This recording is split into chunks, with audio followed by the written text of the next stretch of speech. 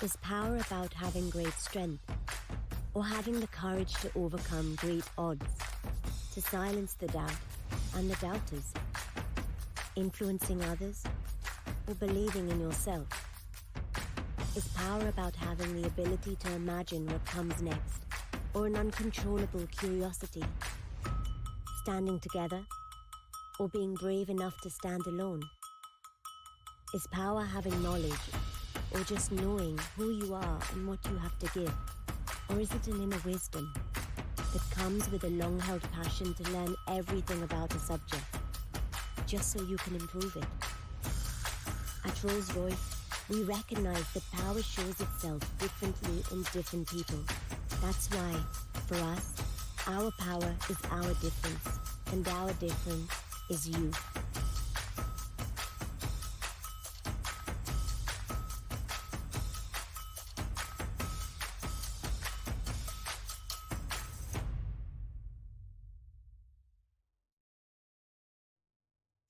So, welcome everyone to our Belief event. So, this event will be focusing on Black females. So, I'm joined by colleagues from across the business to share with you our challenges, opportunities, stories that have shaped our careers from apprenticeships through to senior leadership. There'll be plenty of opportunities to ask questions, so please pop them in the chat. So I'll start off by introducing myself. So I'm Anessa Chivenga. I'm a fourth year project management degree apprentice. So I've just started my last year of the apprenticeship.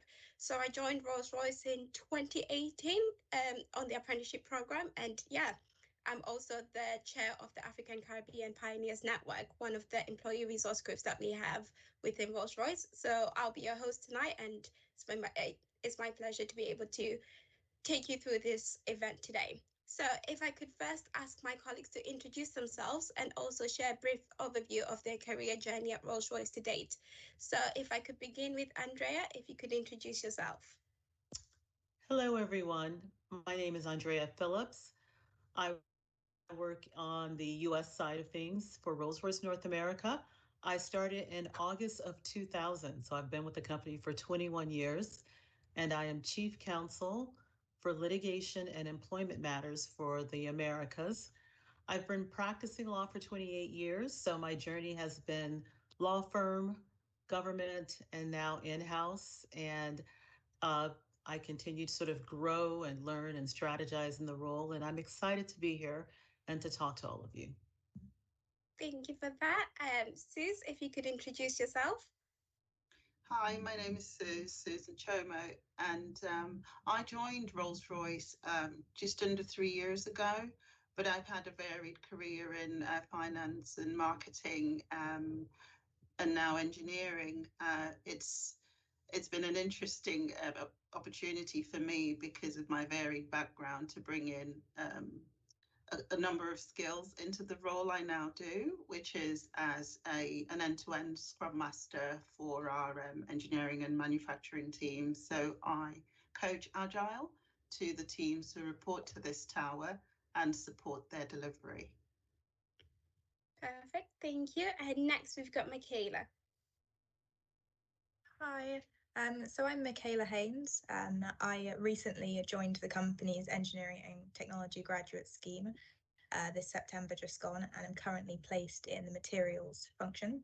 I studied mechanical engineering at Coventry University and graduated this spring. Beforehand, I'd also done a placement year at Rolls-Royce, so between 2018 and 2019. I was able to work in defence aerospace. So it's really interesting to come back now and see how things have changed, and looking forward to my career growing. Thank you. And next we've got Philippa. Hi, my name is Philippa Kogonza. I'm also similar to Michaela. I'm on the engineering and technology graduate scheme at Rolls-Royce within civil aerospace. I initially joined the company in 2019 as a year-long intern in central manufacturing, where I worked as a process modeling engineering intern, and then went back to Coventry University to finish my degree. I did a degree in mechanical engineering, and then have now recently rejoined the company as a graduate. Thank you for having me. Thank you. And last but not least, Michelle. Hi, my name is Michelle Watiki. I'm currently a graduate I'm currently an engineering graduate situated in Rainsway, which is defence submarines. I studied at Aston University and then I went on to Cranfield University. I also spent a year-long industry placement in Rolls-Royce, followed by a summer placement in defence subs. Perfect, thank you. So this is everyone that's going to be joining us tonight. So for the first half of the session, we're going to be having a roundtable discussion. So we're just going to be looking at some of the questions, that have been sent through to us. But remember, if you've got any questions for anyone particular or anything in general, just send them through the chat. So I think the first question is going to be for Andrea. So could you share a bit about your experience and any barriers/challenges you faced in your career to date? That's a good question. Let me think about that. I'd say that, judging from the panel of very stellar tech and business women I have, coming from the legal standpoint, when I started with Rolls-Royce 20 years ago, I think the biggest challenge was being a lawyer who also acted or understood the business.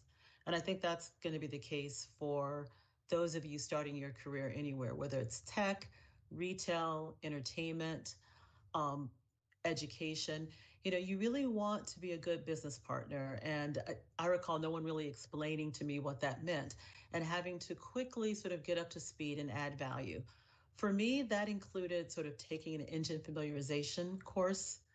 That meant actually going in. This is back when we weren't virtual and you had face-to-face meetings.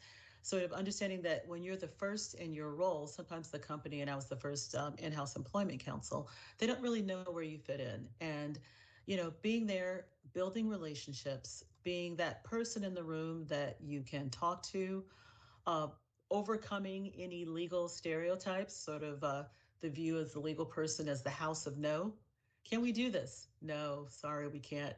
Or it depends, another legal reason. I had to quickly sort of understand what the needs of the business. And there are very few issues that are sort of stark, yes or no issues. Many of them fall into that gray area. You need to understand the business, your customer, the needs of the customer, and help manage risks. The other thing that I've learned is it's so critically important that you operate from a space of inclusion and ethics. I think it's very hard to rebuild trust that you've lost if you're not acting in a fair, equitable, or inclusive way. We're stronger when we are diverse and inclusive. And hopefully, for those of us who we're speaking to, I can't see the audience, you can understand that the reason why we're here is that we do want to help build those bridges. And we do want to encourage and excite people about the company and about their futures. Yeah, no, definitely. Thank you for that. Does anyone else want to add any challenges or any barriers you faced so far in your career? Yeah, I just wanted to ask Andrea, so from an American's point of view, how did you find it joining the company? Is it a very diverse group on that side of the ocean? Wow. So, 2 decades ago and now is very different. And I think it depends on the industry. I will say this, I recently spoke for a group of aerospace and defense lawyers forum on diversity and inclusion. And one thing that I pointed out is, as far as how were things back then and how are they now, there's definitely a lot more diversity in the ranks in engineering and manufacturing. And anytime anyone says to you, well, we just really can't find those great people, we just want to hire the best, I challenge them, look at the statistics on the number of engineers out there.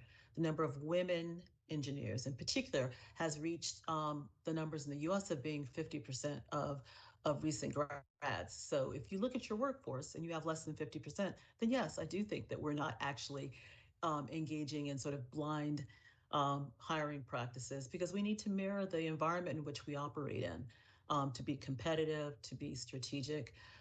The biggest change that I've seen is more of a formalization of what happened sort of organically, meaning the employee resource groups that we have, the fact that the executives now act as sort of coaches or mentors for people of diverse backgrounds. I mean, we didn't have that 20 years ago, and I'm so glad that we do. And I see it more as embedded in the culture versus sort of this is what the trend is. Gee, everyone wants to have D&I. No, I view this as being something that is more long lasting and that is agreed or met at the very top levels. Hopefully I've answered your questions. I think there's been an evolution, a much needed evolution. I've seen only steps forward. That's perfect. Thank you. Thank you. Anyone else? Does anyone else want to cover that? Shall we move on to the next question? Okay, we can move on to the next question. So again, this one's for Andrea. So did you have a perception? That's here. I promise I'm going to cover everyone afterwards. So did you have a perception of Rolls-Royce before you joined, and has this changed? So it's funny, when before I joined Rolls-Royce, I was working for the Department of Labor. So I was working from a law firm to do more public interest work. And the opportunity to go in-house for Rolls-Royce, my initial thought is, wow, this sounds really great. I've never worked for the car company before. Well, this is before I did my research. And so the brand was very well known. But as many of you know, the brand was more well known for Rolls-Royce motor cars. And so the irony is that 20 years later, I still get legal filings for Rolls-Royce motor cars that I then have to forward on to the company that is actually building or manufacturing the car. I think my perception of Rolls-Royce was definitely one of quality and expertise, probably more known in the U.S. for manufacturing and Allison engine, which is where sort of we grew our presence. And from there, I have been sort of very, over time, sort of impressed with the broad global remit. It was Rolls-Royce UK and US, and now it's Singapore, it's India. I mean, we're everywhere. And so seeing that and being on cross-functional global teams has been probably one of the most exciting parts about working for Rolls-Royce. Definitely. Thank you for that. I can completely relate. When I first started applying for Rolls-Royce, I thought they made cars. And then I was like, probably shouldn't say that at my interview. Probably should do my research. But I think most of my family still ask, oh, do you get a company car? I'm like, no, I really don't. I still get that. Definitely. Does anyone else want to share their perception of Rolls-Royce before you joined, and what it's like after joining? Philippa? No, I think mine is still pretty much the same, the whole cars thing. And people still ask me, when are you getting a company car? But clearly have to correct that very quickly. But no, I think it actually did. So like, I knew how amazing of a company Rolls-Royce was in terms of, pioneering excellence, all the amazing stuff you see in the news, all the research you do before an interview and everything. And yeah, for me, that standard was met and exceeded. So yeah. Yeah, no, definitely I agree. I think coming from an African background, and the first person in my family to go to university and get a degree, when I looked at Rolls-Royce, it was this massive, prestigious company, and I was like, it was a bit of a joke to apply, and I was like, I probably won't get in, and that imposter syndrome to be like, oh, okay, I'm actually good enough to be able to work at somewhere this fancy and this big. And yeah, I'm still here after 4 years, so that's a good sign. So yeah, so no, I definitely agree with you guys. Okay, so the next question, I'm moving away from Andrea now. I'm going to Suze. So I was just going to add something that you said for the audience. I think it's so important that what you shared about being first generation, yeah, and the barriers that we or challenges that we impose upon ourselves. And I ask everyone out there that when you think about, are you qualified for a position, just understand that many of your peers are approaching these roles saying, why not me? I am the best person in the room. And you cannot let yourself get held back by sort of our own sort of beliefs or challenges that you face getting to this point, that somehow you shouldn't be here. Absolutely. If you're on this call and you're listening to our voices, you should be here, and you should believe foremost in yourself. And because that conveys, I do interviews as well, and how confident the interviewer is definitely conveys. Honestly, thank you for sharing that. no problem. Thank you. I definitely agree. When I went for my interview, my boyfriend was like, you deserve to be there. Look at it as why should you work for them rather than why do they need you? Like, you're qualified, you're going to be great. It's also an interview for them to say, okay, do you really want to work for them? So yeah. Okay. But yeah, so next question to Suze. So how would you describe the Rolls-Royce culture? It's interesting that you ask about culture, given what we've just been talking about. I'll try and link what I mean. But, culture is typically it refers to how people work together, and that's no different in Rolls-Royce. However, what I will say is that Rolls-Royce does encourage an insight-based approach to learning. In fact, we adopt something called the high performance culture within Rolls-Royce, and HPC is really a collaborative attitude. It's saying bring yourself into it rather than just giving you do's and don'ts and a list of guidelines. It's one that says acknowledge your personal style, so relating to maybe a new start or somebody looking to apply. It encourages self-assessment and reflection. What do I bring to the table? It invites you to explore options with that sort of positive energy. So again, back to the thought of, if you're looking to apply, look at yourself, look at your qualities. It matters, and bring that positive energy and presence and take up space. It inspires listening as well as valuing everyone's methods. So that ties in with diversity here. There's no singular way of doing things. Everyone's approach does matter. A big example for me of the self-assessment practice in Rolls-Royce is in exchanging feedback. It's usually exercised when colleagues request feedback on their demonstration of something called our core company values. So these include things like pursuing collaboration. So again, working with varied teams with a broad range of talents and perspectives, and pulling that together to achieve a goal. Another core company behavior is seeking simplicity. So, think continuous improvement, just refining processes to smaller, more efficient functional slices, making things easier to understand, consume, and deliver. And then also embracing agility. So being flexible, being open to change in response to, new information. Don't be stuck in your ways. And also being bold. And this is a big one for me because, again, it goes to the comment around, doing something new and thinking, am I quite good enough? Yes, you are. Just demonstrate that self-belief and challenge what you're facing when you tackle responsibilities. Always look at it and go, how can it be better? How can we do this more efficiently? Retrospect all the time, inspect yourself and adapt your methods.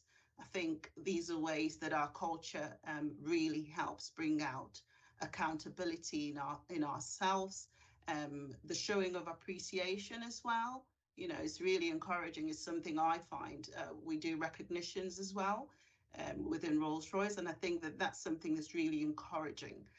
Something I've observed as well is checking your assumptions about each other. You need to ask questions rather than assume things. Just check.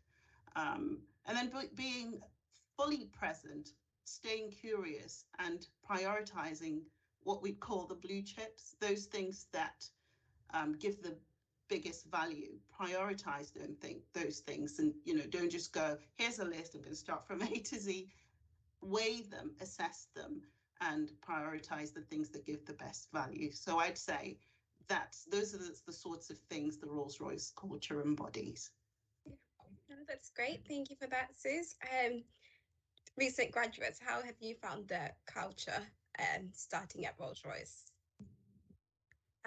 Yeah, I just wanted to build on what Suze had said about kind of bringing your whole self to work. I think even since I've done my placement year a few years ago to coming back now, I think the recruitment culture has really changed from you need to have this degree and do this grade and this grade to you can have any degree and any grade. It's more about you as an individual. And I think In terms of that imposter syndrome, sometimes you'll struggle and feel like you've not got the grades, but I think it's about so much more than that. It's about what you do in your free time. It's about your passion and your motivation for what you do. And I think that really shows.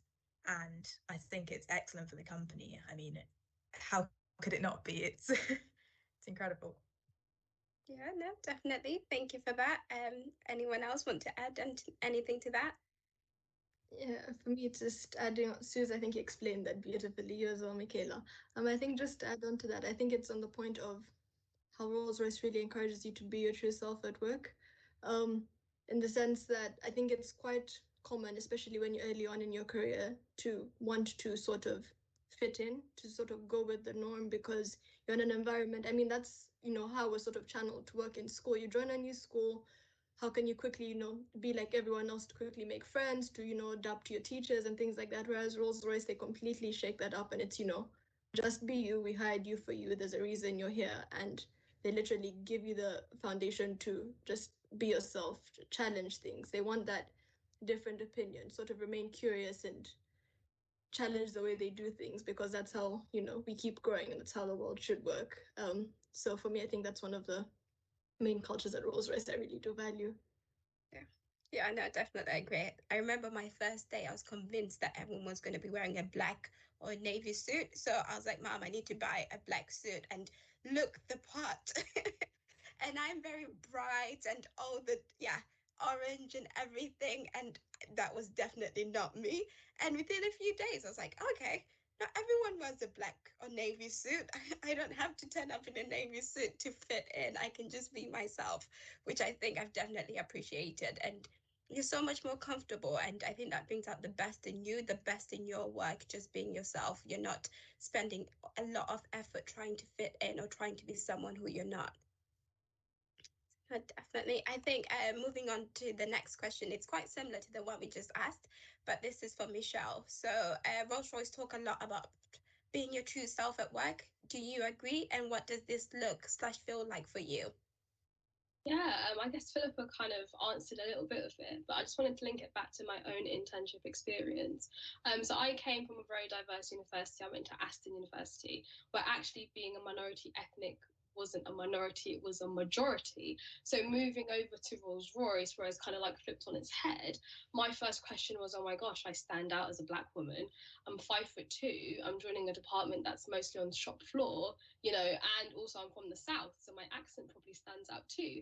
And I wanted to not make myself stand out. I wanted to fit in as much as possible. But what I've realized was that I started to develop two personas, so Michelle at work and Michelle at home. And one thing that kind of used to stress me out quite a lot was kind of switching those personas every single morning. And it kind of starts to take a toll on your mental health, your productivity, etc., etc. So it wasn't until I had that sit down with some of my mentors, these were women that were quite high up in the business at the time, and they told me, the one easiest thing that you can do for yourself, Michelle, is to bring yourself to work and be 100% yourself at work. And it was only until I started realizing, okay, maybe I can bring some of my African Kenyan food to work. Maybe I can change my hair every 2 to 3 weeks. It wasn't until I didn't have to think about twice about choices which I did at uni without thinking about, because uni was extremely diverse. It was only then when, because we spend a lot of time at work, 8 hours a day, 5 days a week. You see these people day in, day out, they become part of your family. And you should be, maybe not as comfortable as your family, but quite close, because again, you see these people a lot and you interact with them a lot. So I 100% agree on, being your true self at work. No, thank you for that. Yeah, does anyone want to add anything to that about being your true self at work? Just to add into what Michelle said about bring Kenyan food to work or that sort of thing, it just sort of reminded me there's a colleague of ours at one of the facilities at Rolls-Royce who, I don't know if you remember, but initially when Rolls-Royce introduced sort of Dress Down Fridays, which sort of gives everyone that chance to, bring this funkier side of yourself, less serious, sort of, show people a different side to you they wouldn't normally see. There is someone who I did cross paths with. He's Nigerian and works at one of the factories, and every Friday, without fail, he wears his full Nigerian traditional attire. I think Anessa, you've met him as well. Yeah, so I work in the same factory with him now, and every Friday, without fail, is in full attire. even the non-Nigerians, people from different backgrounds now entirely know the whole Nigerian dress is, how it works, what it's called, they can pronounce it. And I feel like even just that curiosity of people, wanting to know more about this different side to you. Yeah, sorry, that just rang a bell for me when Michelle said bring Kenya to work. Yeah, that's incredible. Even from a Bristol point of view, I think that with the pandemic coming in, I think that the dress codes have kind of not gone out the window, but they've definitely reduced. Everybody's a lot more relaxed. Even to begin with, I mean, there was no like blazers or ties ever in Bristol. Now we're kind of more, like it's not unprofessional as such, but things like jeans, like it's just things that you see on a daily basis. People can bring their own style and not feel strange for that. Like it's about embracing who you are and embracing each other for who they are. And it's really interesting to get to know another part of your colleagues in that sense. Yeah, definitely agree. I always used to laugh at this, like when I started. So I do 6 months placements within different parts of the business, and I always started with really dark hair. So I'm really bright and would have pink or blue hair. And Philippa's laughing because she knows this is so true. At the start of the placement, I'd have really dark, natural looking hair. So no one would ask anything about my hair. And as the 6 months progresses, I used to let a bit more of me out. And then I'd end up with bright pink or bright blue hair. And I'm like, no, I can be who I am. If I fancy having pink hair, I can come in with pink hair. That doesn't distract my job. That doesn't take away of who I am and what I can do. So yeah, I definitely agree that I feel we're in a position that I can be completely who I am at work and still be able to do my job and be respected to be able to do my job. So yeah, it's a pretty good place to work, I would say. So the next question is to Michaela. So who are your role models / aspirations at Rolls-Royce and beyond? Thanks. So this is a hard question, I think, because I think as a Black woman, I don't see many people like me from the outside in engineering. I mean, if you think about Rolls-Royce and their famous names, you think like Charles Rolls, Henry Royce, Frank Whittle, Roy Fedden. And as you can imagine, none of them look like me in the slightest. I didn't have any Black teachers. I didn't have any Black female lecturers. I was the only Black female student on my course out of probably about 300. So from the outside, I didn't see people like me in these kinds of roles. But I think despite that, what was really important was my parents always had kind of an attitude of like, do whatever you want, be you, don't let anybody tell you what you can't do. And I think that enabled my older sister to become a civil engineer. And from that, I decided I wanted to do mechanical engineering. So I did it. I mean, I think without that push, I maybe wouldn't have chosen this path, but having like supportive people around me did enable me to do so. Now, obviously, as I spend more time in Rolls-Royce, I'm able to meet more and more people like me, and understand that role models don't necessarily have to, I suppose, physically be similar to me. There's so many other attributes you can take, so I can find people with like similar work ethics to me, and other things in common that enable them to be a role model in the same way, where I can feel that connection. And yeah, I think that's really important to kind of discover over time when there aren't many role models that look like you. And so I suppose from that, I like to do these kinds of events and get involved, and I suppose put myself out there as a role model for any others who are considering the same path. That's good. Thank you for sharing. Does anyone else want to share their role models? Oh, Andrea, thank you. Andrea. I was just going to say we have questions in the chat on imposter syndrome, so we could pivot to those if someone wants to talk about that. I don't mind starting. Yeah, correct. Go ahead, Andrea. So let's see, the first question is about imposter syndrome, which I think we touched on a little bit, but I think it's a great question to sort of delve into, which is a turning point for any of us in on whether we experienced imposter syndrome and how we overcome it. I guess the way that I've heard in the US imposter syndrome used is where in particular for women, where there's a self-doubt or a belief that uh, you shouldn't be here, you're not qualified, sort of you feel like a fraud. And I think at a certain point, many of us have experienced that. I know that I did when after I graduated from law school and I had my first legal job. It was sort of, how did I get here? Are they going to discover it? That I'm not supposed to be here and boot me out, that sort of thing. And there are subtle ways that I think the people around us can reinforce that. I found early on in my career that the doubts that you have are normal, and that doesn't make it imposter syndrome. And sometimes we put that heavy weight on those around us by sort of reinforcing that. Insecurity or doubt is a normal part of the growing process and something that you experience in your careers. And the challenge for yourself is to, first of all, no one's saying that you shouldn't focus on sort of that edge of really driving yourself and really working hard on the job and doing what you can to sort of be above or qualified at the very least for the position. That goes without saying. But the self-doubt that sometimes comes with being the first or the only, or being viewed as sort of representative of all African Americans. I think if you even look at us on this call, we're from different nationalities and cultures. Some people believe that the Black experience is a shared cultural experience, but in listening to what we've all are talking about on this call, I'm learning things from Philippa and Michaela and Anisu that aren't a part of my cultural experience. And so it is tough sometimes when when you enter a room and you are entering as a Black female or an Asian female. That's what they see, that's what they know. And people will tell you, oh, I don't see race or color, and say, then you don't see me, because that's a part of who I am, but that's not all that I am. As Michaela said, she's an engineer. She's, you know, had a different academic experience than many of her peers may have. So the uncertainty is okay.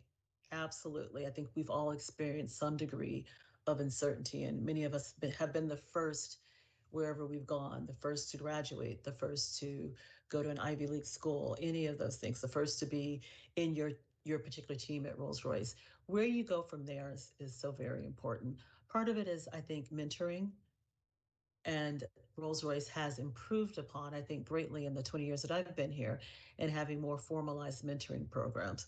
For me personally, having a boss that hired me who constantly reinforced, not, boosted me up, because I think that's something that you have to do for yourself, but reinforce within the audience of people that I had to work with that I'm his lead. You have legal advice, go to Andrea. Of course they're going to want to go to someone else. Or, hey, on this engineering question, can you double check what Philippa said? No, no, no, no, no. It takes a strong manager and a supportive manager. You can bring people into a company, but what are you doing to increase their visibility and give them access that would make them want to stay, and that would reinforce your beliefs and values that this is where you need to be and that you deserve to be here, because you do deserve to be here. And no one can say that louder than your own internal voice. Yeah, no, that's amazing. Thank you for sharing that, Andrea. I felt like I could relate with so many of the things you said. For example, so I'm a project management apprenticeship, and when I joined, there was about 350 apprentices, and I was one of a very handful of Black apprentices that joined. And the first day, I felt like I had to carry the weight of all the Black people that had ever joined Rolls-Royce, because I felt like I stood out everywhere I went. All the meetings I went to, I was the only Black person, and that can be scary. And yeah, and you add the female aspect in it as well, it can be quite intense. And I struggled a lot within the first 6 months. I was like, I want to quit. I really don't like this, because I was so tired. I was tired of trying to be someone who I wasn't, and carrying everyone along with me to say, okay, if I'm the only Black person they're going to interact with within the business, they have to find that, oh, Black people are amazing. I have to be my best version of myself and excel at everything that I did. So I had to excel. I had to get the best grades at university, have the best placement manager feedback. So just, yeah, it became tiring. And when you spoke about it, when you're like mentoring is really important, I found myself a mentor who's white male, don't look anything alike at all, and have completely different backgrounds of how we grew up. But it was just that connection and having someone who's like, okay, so yeah, I worked for him, and anything to do with project management, he was like, yeah, don't ask me, go ask Anna, so she's the project manager. That reassurance that, yeah, you're here and you're looking after these projects and it's down to you. And yeah, I guess having that mentor and having that boss who's like, yeah, I'm not here to be accountable for your work, you can do it. And also having that inner fighting experience within yourself to say, yeah, I should be here. It can be hard, but if you get the job, if you're at Rolls-Royce, there isn't any reason you shouldn't be there. Yeah, just finding that inner confidence and like, I deserve to be here. I think that's actually really important, that confidence aspect, especially during the application. Something that I always say if somebody comes for advice is they don't know what's special about you unless you tell them. So in an interview, you have to say, I'm good at this, I'm good at this, I'm good at this, even though it sometimes comes really unnaturally for us from a confidence point of view. Like if it's not written down, or you don't say, this is what I'm good at, they're never going to know. So yeah, I think that's definitely a really important one. Okay. Yeah, another thing, just to add on to that, another thing that really helps me as well. Actually, first, in the question at the end of it, it was how do you get rid of imposter syndrome? Well, going back to what Andrea said initially, of it's just the uncertainty. So sometimes it may not necessarily be imposter syndrome, and I agree that it does come and go. So even if yes, this whole panel might be here right now, confident and stuff, we weren't always like this, and it's we may not always be in this exact state that we're in now. I'm sure. Okay, I don't know if it's just me, but then obviously I sometimes still have moments where I'm like, oh gosh, am I meant to be here? And I have to remind myself, yes, I am. So it's just daily words of affirmation, like be good to yourself. I sometimes feel like we're more harsh on ourselves than other people actually are. So just speaking positive to yourself, you deserve to be here, you're going to get this. I remember walking to my first assessment day when I was applying for the internship, and everyone there was not even just the way I looked, but everyone there had like some major qualifications or had done, this, that, or the other. And really the interviewers did say, we're just looking to meet the individuals. Everyone here has really good qualifications, but who are you? We're trying to, for lack of a correct word, see if the vibe is right. Like it's your behaviors, your values, what kind of person are you? So I remember having to take a break, going to the bathroom and looking at myself in the mirror and saying, I deserve to be here, I'm good enough, and this internship is mine. So yeah, daily words of affirmation. That's impressive. And it doesn't go away, everyone. So but recognize that a certain degree of uncertainty can be used as a driver. Always enter the room prepared. It's not hard to tell when you're interviewing someone if they don't know the company, they don't know that you're not the car manufacturer. That's not being prepared. But that's different from, if you feel that the environment that you're operating in doesn't support you um, and getting you to the next level. And you have to constantly make that assessment. I agree with Philippa. You have to reaffirm that you have the skill set, but you also have to be realistic. There's some degree of I need to reach out to HR or to my managers and let them know what I'm not getting. But there's also an expectation, I think, that the company supports you in doing that as well. So you have to have that synergy. And I'd say, be careful. You could be somewhere 10, 20 years, but I do constantly have to reinvent myself and add value in different ways. And so I experience that uncertainty as well. And I use that as a driver to say, how can I better perform? How can I better meet the needs of the client? Or get the job done or do whatever, because the world around you is changing. And one thing that I admire so much about the people that I talk to at different levels in the company is that, people do move around. They are more willing to sort of step out and take risks and challenge themselves to have a better experience in their careers. And I challenge you guys to do that as well, which is don't let yourself get caught up with, am I supposed to be here? The question is this environment the one that is nurturing and bringing me to the next level? You always have to look at, what experiences will take me to the next level of learning, of growing, of contributing. Yeah, no, I definitely agree. Just to support this whole conversation about the imposter syndrome, you all ladies echo my thoughts on this. But one thing, when I've been in these environments, growing through my career, either being in a room where it's all males or being in a room where, you know, I'm the only one with African heritage, etc. What's kept me going is my why. And it's something I say often. Figure out what your why is, why you're here in the first place. What triggered you to put the effort in to be here in the first place? Figure that out for yourself, and your why will change. Like Andrea was saying, it will change over time. Perhaps your why when you apply to internship is separate to your why as a graduate, right? But figure out your why at every stage of your career, of your life, really, and keep it top of mind. Keep it visible and say, is this still my why? Does the market out there and all the external environment support this why? Is it going to take me to my next stage? What's my potential next why? Yeah, and figure out a sort of doing, done thing for yourself, so that again you can identify the whys that you have achieved, right? And then when you go into a room in future and they're asking you to talk about yourself, you just go back to your done list. It's your why. You knew why you were doing it. That context creates the meat that makes your position and your USP really attractive. I know, right. But I'll just end and say that you're not alone. We've all been through it at some point in our careers, and we'll most likely go through it at another point. So yeah, definitely don't feel like you're alone if you go and work somewhere and you feel you get that imposter syndrome. Yeah, just fight it and find different ways of coping with it. Okay, so thank you for that, ladies. And the next question is for Philippa. What are you most proud of working? What are you most proud of working here?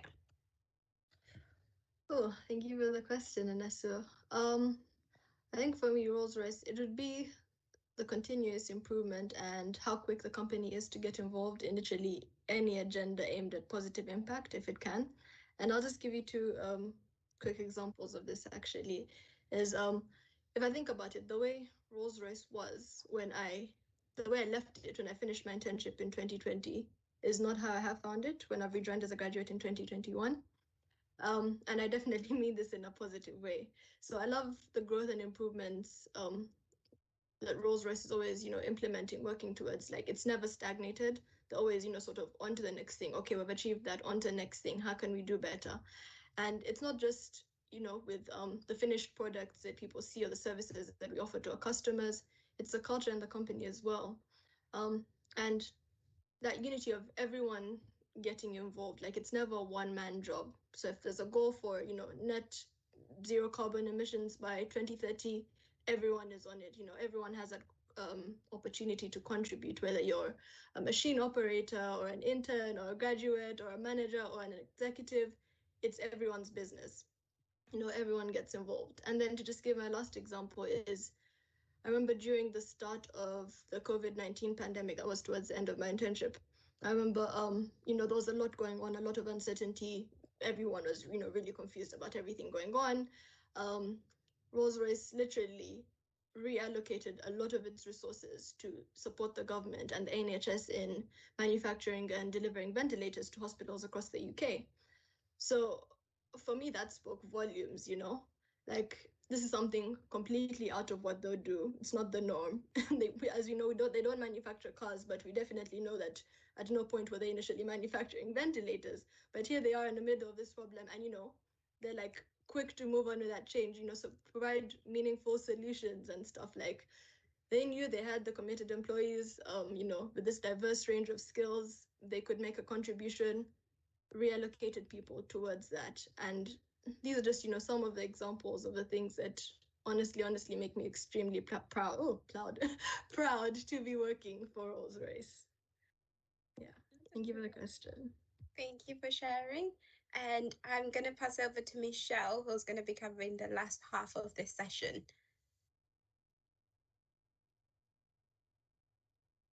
All right, thank you, Anisu. I just have one final question for you, Anisu. What would you say to someone thinking about joining Rolls-Royce? I'd say apply and join. I think everyone here would say it is a great place to work. I've been here for nearly 4 years now and I've absolutely loved my time.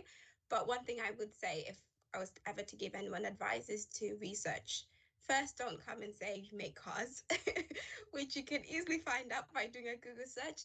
Research to find if the company is right for you, because we're telling you our experiences, but you need to understand what you want from a company, and that might be completely different from my experience and what I was looking for. So definitely research the type of job and who you want to be in the next 5 years, 5 to 10 years, which might seem like a long time away, but it comes around so fast. Like, I still think I started my apprenticeship yesterday and it's been what, 4 years now. So yeah, definitely find what you want to do and the different things that you enjoy. For example, I was certain growing up that I wanted to be an engineer. Went to do engineering at university, absolutely hated it. And I think engineers are really cool, but I don't want to be an engineer. And I found something that was right for me, that I work in project management, but I still work with engineers. So that's quite fascinating.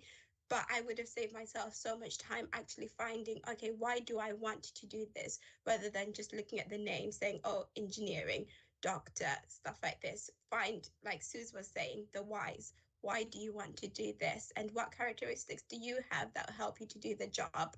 Because like Michelle was saying, we spend a lot of time at work. You can't just be like, yeah, there's Anis at work. There needs to be you at work and at home. Yeah, so I definitely say research and find out why. Thank you for that. Thank you. Is anyone else that wants to add on to that? No? Fantastic. So I'm just going to move over to the Q&A and start with a question that actually leads on from this. So this is directed to the graduates, so myself, Philippa and Michaela. What made you come back to Rolls-Royce instead of going to a different company for your grad scheme? So either Philippa or Michaela can start.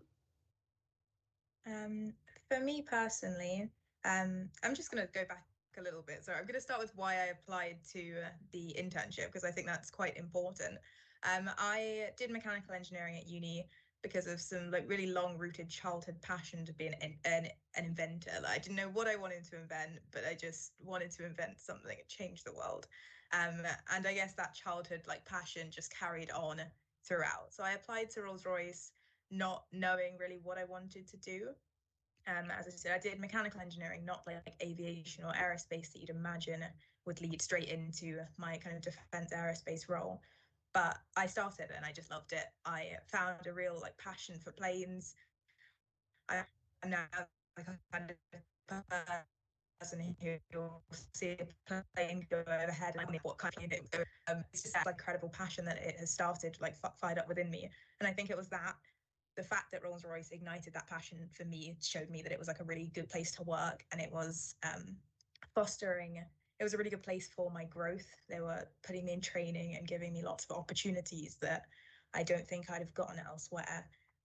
And also, I think the connections that I made, like the friendships that I forged and the people I bonded with, meant that I couldn't imagine going anywhere else when I graduated.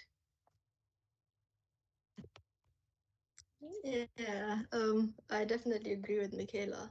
I think for me it was a couple of reasons. The first, I think Suze touched on beautifully, the culture at Rolls-Royce that completely resonated well, because what people need to think about when they're applying is you're going to work for a very large portion of your life, 8 hours a day, 7 days, 5 days a week, God forbid 7, 5 days a week. You don't, what I always had at the back of my mind when I was, thinking of what it is I wanted to do when I grew up or whatever, was I want to have a job where I'm not, crawling to the weekend or crying, oh my gosh, it's Monday morning again.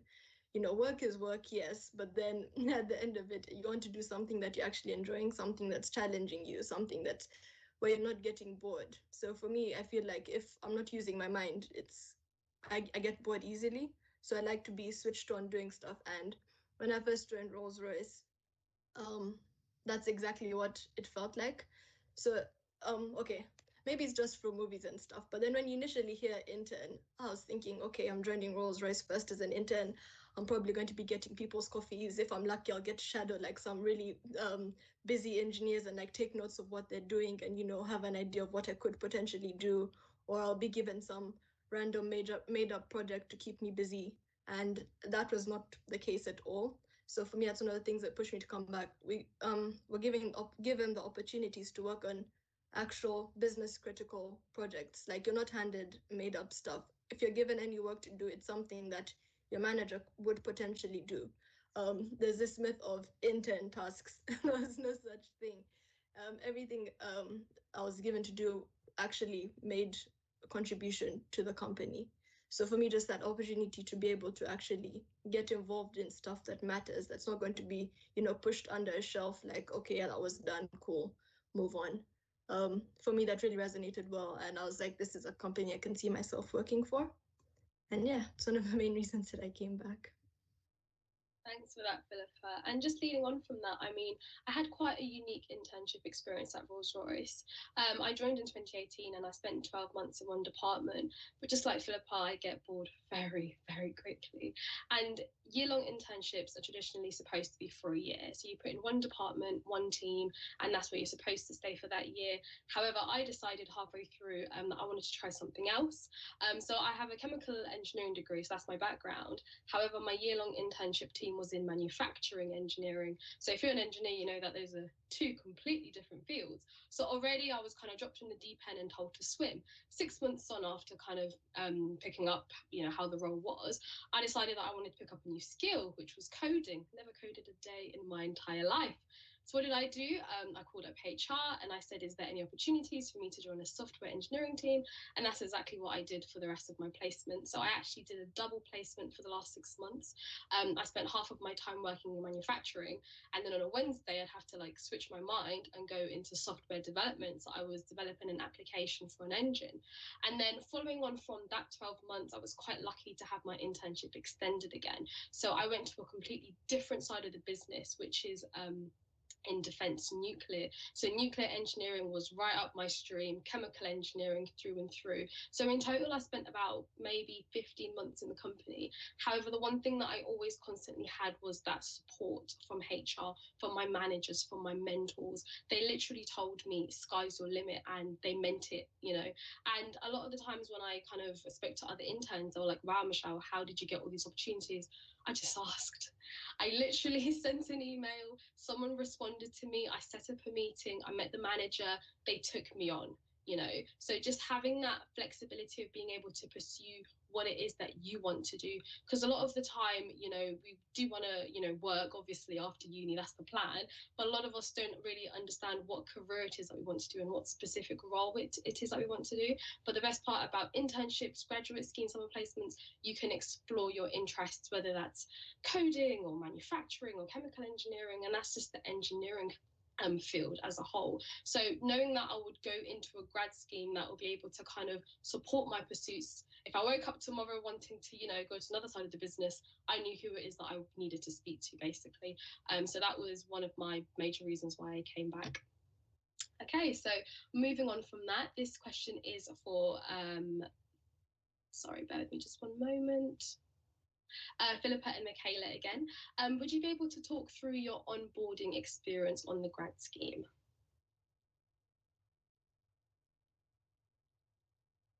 Oh, either of you can start the question. I will begin. So by onboarding, I'm assuming the question is kind of about just when you start at Rolls-Royce. It will entail a few things. You'll have some kind of company introductions and introductions about like the way we work and some of the projects that we are working on. You'll have opportunities to meet all of the other graduates, so those in your cohort and in other cohorts. You'll get all of your like IT setups, you'll get a nice shiny new laptop, and all of the software and things you need also done. I think one of perhaps the most important things is the meeting kind of your mentors and the people that are going to support you throughout your grad scheme or internship. So you will have, in Bristol at least, you'll have a kind of a graduate governance mentor, you'll have your placement mentor, you'll have a career buddy.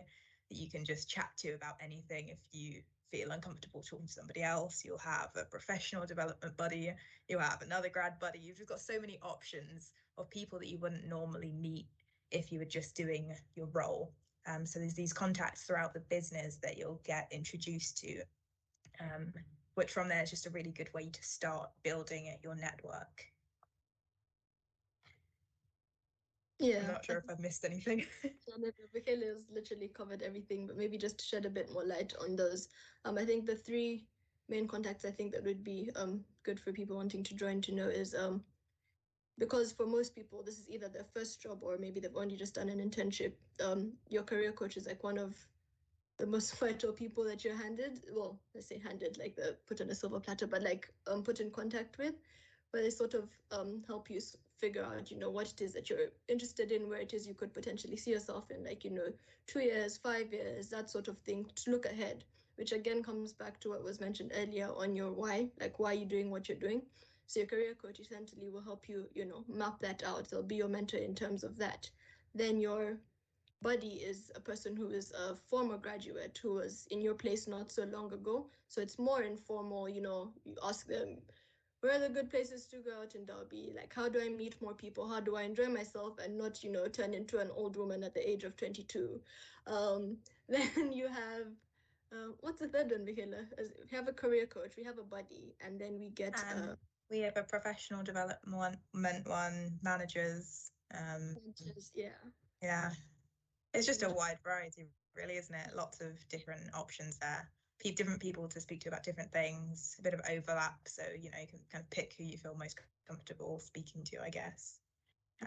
I think, yeah, that support network is always really important it's just a really good resource to have. Yeah. I definitely agree. Thanks for that. So for the next question, so this is open to anyone to answer. So in terms of growth, how has Rolls-Royce allowed you to flourish in the work environment, and what gives you a sense of fulfillment within the company? I could take that growth-wise. I mean, I've only been in Rolls-Royce just under 3 years, but I can take from my previous experiences, and that's what I did bring here with me. For example, when at the time that I was contacted with my specific role, I was in line to do my consultant's exam and get my certification completed. So in going into the interview, what I said to the recruiter was, here's where I am at the moment, and here's my intent, including certification and advancement plans. If this is something that the company is willing to cater to, then I might consider it, right? So in a way, it's supposed to, you should always be assessing yourself where your next steps are. And I think that really helped me, because within the first 5 months of joining, I was off to go and get this training done and get my certification exams out of the way, etc. So I got that done and got my consultant's exam out of the way as an agile coach completed within 5 months of moving jobs. So to me, the fact that Rolls-Royce as a company already has it's set up as an institution that's, you know, set up to support the staff with their advancement, their career goals, and even their personal skill development, it did help, because it wasn't a massive selling point or anything I had to make a big case for. What was important personally was that I was clear in my mind what my personal next steps were, and therefore the available opportunities were easy for me to take advantage of. And I think that's what Rolls-Royce offers, is that if you come prepared and clear in your head what you want to do, there is the opportunity to do it. I just wanted to add to that from an engineering point of view. Well, as Susan just mentioned, across the business, they're all about getting the best out of their employees, and things like qualifications or registration, certification are things that they do seek from the engineers and all employees. So chartership, becoming an incorporated engineer, things like that, you're given good routes for, you get mentorship towards that. and you're given the support needed to reach that stage. So yes, there's that like certification side of things, but there's also your technical skills, especially as a new employee. As I said, I knew nothing about aircraft when I started, but they've really given me all of that knowledge. It actually astounds me to think some of the things that are like really specific and niche that I now know that I wouldn't even have known that I didn't know beforehand. And there's also those soft skills as well, early careers, things like your confidence, your communication skills. If I was asked to do this a couple of years ago, this kind of chat, I'd have felt pretty uncomfortable. But now it's just a great opportunity that I'm going to take nowadays. So yeah. Yeah, no, completely agree. As an apprentice, I've got my degree paid for by Rolls-Royce for the last 3 years and all my professional qualifications. So working towards my chartership, that's always been paid for and encouraged from the day I started. And yeah, like Michelle was saying, just ask. I think so many of the opportunities that I've been given were just like, oh, can I do this? It's very rare you find someone that says no without a good reason. If they say no, there's usually a good reason. So just ask and yeah, know what you want to do. I 100% agree. I mean, for me, my sense of fulfillment within the company and outside of the company is STEM outreach. And I've worked for quite a few STEM outreach charities. I'm a director of one, and the company fully supports, you know, the work that I do outside of the company in terms of giving me the days off that I need to do outreach, sponsoring my STEM ambassador training as well. So there's actually an accredited training for it, and also kind of giving graduates the opportunity to go out, inspire the younger generation, and, you know, try to get them involved in STEM, especially people that come from Black and minority ethnic backgrounds, and also females as well. That's something that I hold really close to my heart, because I went through quite a lot of struggles to get to where I am today, not having those role models, not seeing people that look like me that are quite far up, and you don't realize it affects you until you get a bit later on. And a lot of it is always linked back to your childhood, the role models that you see on TV, the role models that you see around you at school, for example. So being able to kind of give back and having the company support that for me, it just makes that, so that's a full circle for me. I get my technical competencies sorted out at work, and then outside of work I kind of get to complete that circle and give back to the community as well. Great. So the next question is for Michaela, Philippa and myself. Where do you see yourselves in the next 5 years at Rolls-Royce? Michaela can start. I Sorry, feel like it's always after you, Philippa. Okay. No, go on. Go ahead. Okay, I'll have to have a bit of a think. I think one of the major milestones that I'd like to, I suppose, kind of achieve is to become chartered. I think, once again, going back to that, am I qualified enough? Chartership's a very like solid, concrete proof that you're at this level, and everybody should recognize that, which would be really interesting. And it's obviously a good opportunity for me to be motivated to keep on learning and developing myself in my early career. Otherwise, I'm not sure, if I'm honest. I mean, I want to keep working up in the business, but I think that as a woman especially, you've obviously got your work and life, and a lot of things get mixed up there. So I don't know where I'll be in 5 years. Other than I will still be trying to do my best, and I'll be trying to, I suppose, keep making a difference. And yeah. Yeah, well said, Michaela. Yeah, I think I'm quite similar in that sense. This 5-year question always gets me, even at interviews, because I mean, a couple of years ago, if we had said we'd be in a pandemic, I don't think anyone thought we would have been. I think for me, it's still that vision, similar to what Rolls-Royce sort of like pushing us towards, that T-shaped engineer, going both wide and deep. So having a breadth of knowledge, you know, knowing different bits of the business and how that all works, and then having a depth in something. So for me at the moment, that's what I'm trying to do, with like maximizing the time I have on the graduate scheme before I, you know, choose a specific full-time role. So in 5 years, I want to be able to actually have that full overview of how the company works, like be able to work within different functions, and yet also have that very particular one thing it is that I specialize in. So I may not be able to put my finger on exactly what that is at the moment. I do enjoy like the more technical side of things. So, you know, being behind my desk and geeking away at, you know, if it's calculations or coding or that sort of thing. But again, you know, the grad scheme is sort of meant to push me out of that comfort zone. So for now, even though my mind is on, I want to go very technical. Hoping that with seeing different bits of the company, I may find something else that I'm drawn towards and may go with that. But yeah, for now, that's the plan. Thanks for that, Philippa. I mean, for me, it's quite funny because I made my 5-year plan yesterday. I tend to kind of like sit down and think about how my life should be like in 5 years, etc. And it's quite interesting because there's a lot of stuff in the news right now about COP26, the sustainability, and that's something that I'm really, really passionate about as a chemical engineer, which is the environment and clean energy and power. I see myself just, you know, similar to Michaela, becoming a chartered engineer, getting that stamp across my name, Michelle Watiki, chartered engineer.